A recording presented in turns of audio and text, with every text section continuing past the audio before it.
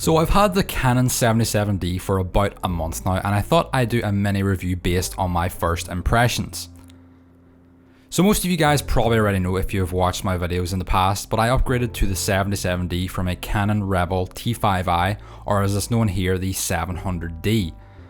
My main reason for upgrading was for the dual pixel autofocus and for 60 FPS video recording. Now there was actually nothing wrong with the quality on the video from the 700D, but the autofocus was very slow and it did lack the 60 FPS at 1080p as I mentioned. The 77D seemed the best choice. It had everything I needed and was cheaper than the 80D, which has very similar specs. Now after a month of using the 77D, am I happy with my purchase? Well, I am very happy with it. It performs as I expected. I wasn't expecting a big improvement in the video quality over my 700D, but it is definitely a noticeable higher quality and the stills look also very nice as well. So some of the main things I like about the 77D is the 60 FPS video. 60 FPS is useful in all kinds of situations. I personally use it when I'm doing B-roll and then I slow it down in post-production by 50% to get super smooth slow motion.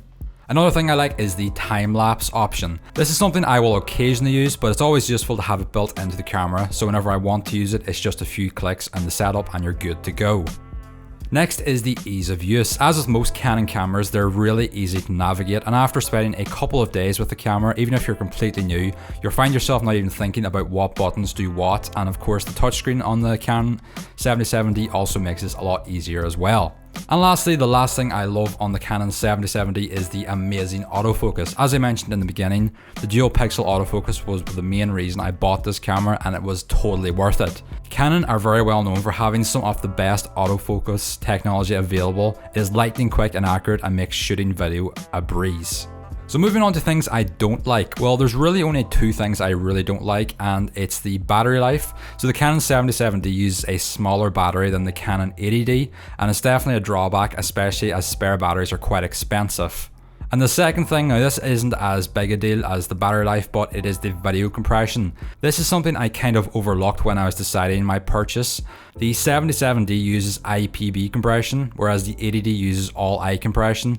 Now all-I gives you a better quality and more bitrate to work with when you're editing.